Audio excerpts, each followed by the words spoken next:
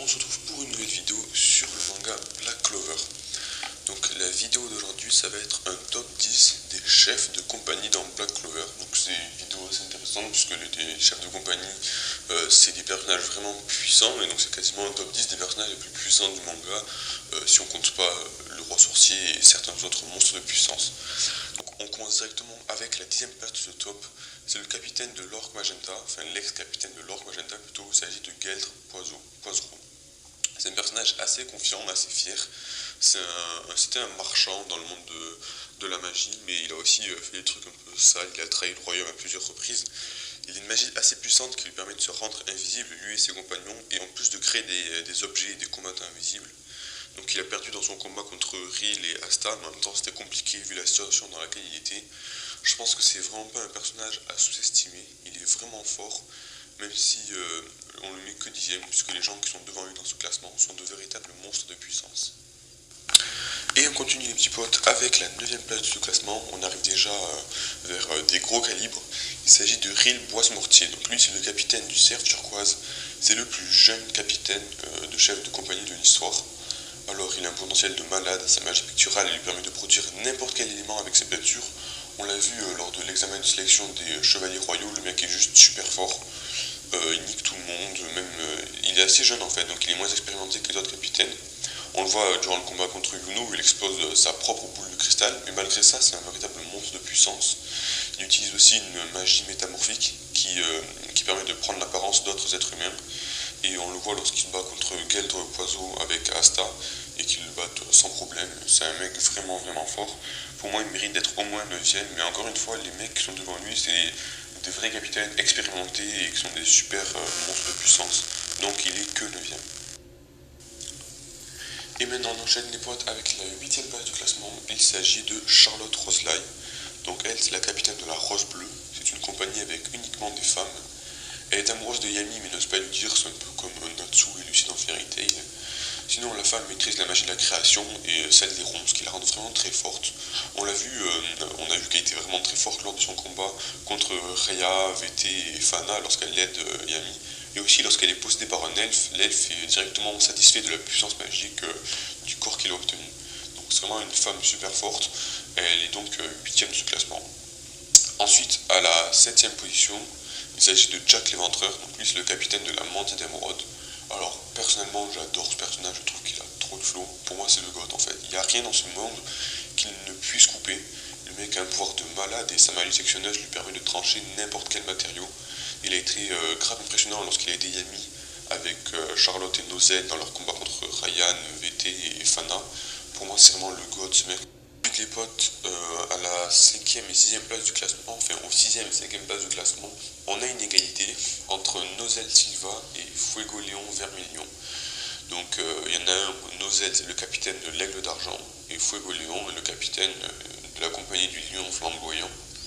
Ces deux personnages qui sont vraiment rivaux, mais en même temps ils sont potes depuis qu'ils sont très jeunes. Ils sont extrêmement forts. Nozel lui maîtrise la magie du mercure et Fuego Léon lui celle du feu. Nozel peut lancer des attaques d'argent très stylées, il a prouvé qu'il était fort auparavant, mais pour moi les chefs qui sont devant ce classement, enfin qui sont devant dans ce classement sont vraiment des putains de monstres, donc ils peuvent rien faire contre eux. Fuego Léon aussi il est super fort, il maîtrise la magie du feu comme un dieu, il arrive à trouver les points faibles de ses adversaires en combat, mais il s'est fait éclater par Lich dans le monde parallèle, et pour moi les mecs qui sont devant dans ce classement sont vraiment supérieurs. Ensuite on enchaîne à la 4e position avec Dorothy Unsworth.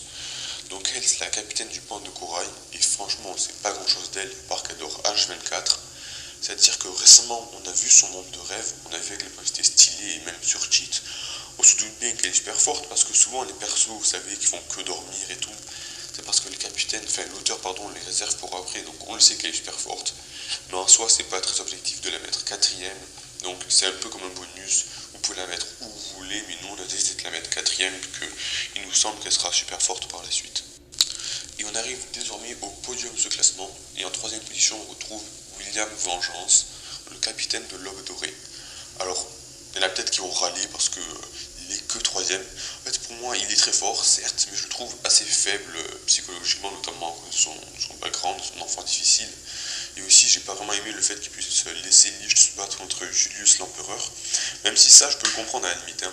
mais pour moi, il a atteint ses limites. En fait, pour ceux qui lisent les scans, les chapitres qui sortent chaque semaine, on a eu ses limites récemment, donc même s'il est super fort, grâce à ses techniques, hein, la magie de l'arbre au monde qui lui permet de créer et manipuler des arbres au calme, il peut attraper ses ennemis, même guérir ses alliés, ça on l'a vu très récemment. C'est le chef de la compagnie la plus puissante et l'homme pressenti pour devenir le prochain empereur de la magie. Pour moi, on a vu ses faiblesses et ses limites récemment dans le manga. Je ne vais pas spoil, donc je vais rien dire. Mais pour moi, il est largement inférieur aux deux capitaines qui se trouvent devant lui dans ce classement. Voilà. Alors là, pour cette deuxième position du classement, j'ai énormément hésité. Et j'ai finalement décidé de mettre Yami Tsukihiro en deuxième capitaine. Donc, Yami, pour ceux qui ne savent pas, c'est le capitaine de la compagnie des taureaux noirs, entre guillemets la pire compagnie au début du manga. Donc je pense qu'il n'y a même pas besoin de justifier, le mec a été excellent dans son combat contre Lich, qui a quand même été interrompu.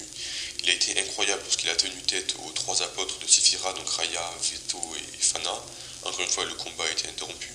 Il bat Veto en 1v1, donc c'est un putain de monstre. En plus de ça, Yami Tsukihiro et Jack l'Éventreur contre 4 elfes ont réussi à gagner. Il a une excellente maîtrise du sable, une puissance magique absolument incroyable. Il est rapide, il est ultra musclé, donc super fort. On sait qu'il a une force physique incroyable. Et en plus de ça, il maîtrise le ki, qui est une sorte de sixième sens hein, dans le monde de Black Clover. Il utilise une magie d'entrave qui est super efficace pour entraver les ennemis avec ses ténèbres, et une magie de renforcement pour ses capacités physiques. Et après, il donne des grands coups d'épée interdimensionnels. À chaque fois qu'il donne des coups d'épée, on capte vraiment rien, genre slash interdimensionnel ou je sais pas quoi. Bon, on comprend juste que c'est juste absolument sur cheat. Pour moi, c'est un putain de monstre, il n'y a même pas besoin de justifier. Et j'ai longtemps justement hésité à le mettre combien de ce classement. Mais en première position, on retrouve la sœur de Fuego Léon. Il s'agit de Meleo Leona Vermillon. Donc elle, c'est la capitaine de la compagnie du lion flamboyant, après que son frère ait été gravement blessé en combat contre Licht. Je pense qu'il n'y a même pas besoin de justifier pour elle. Elle a démonté Raya dans le plus grand des calmes. Elle est juste trop forte. Physiquement, c'est un monstre. Elle utilise le feu. Elle a un pouvoir magique immense, une vitesse et une force absolument incroyable. On n'ose même pas imaginer l'entraînement qu'elle a subi pour en arriver là. Son surnom, quand même, c'est la lionne sans couronne et invaincue. Elle est juste invincible. Personne n'a réussi à la battre. Et pour moi, en combat, elle est supérieure à Yami. Donc voilà pourquoi elle est première de ce classement. Et voilà les potes, c'est déjà la fin de cette vidéo, donc j'espère qu'elle vous a plu. En ce moment on essaie de se diversifier dans pas mal de mangas différents, donc j'espère que ce top sur Black Clover vous a plu. Si c'est le cas, vraiment n'hésitez pas à liker la vidéo et à le dire en commentaire, et même à vous abonner. Comme ça nous encourage à continuer des vidéos de ce type. Parce que nous on sait pas trop, sinon on n'a pas trop d'idées, est-ce que vous aimez, est-ce que vous aimez pas, donc vraiment n'hésitez pas à partager votre avis. Sinon moi j'espère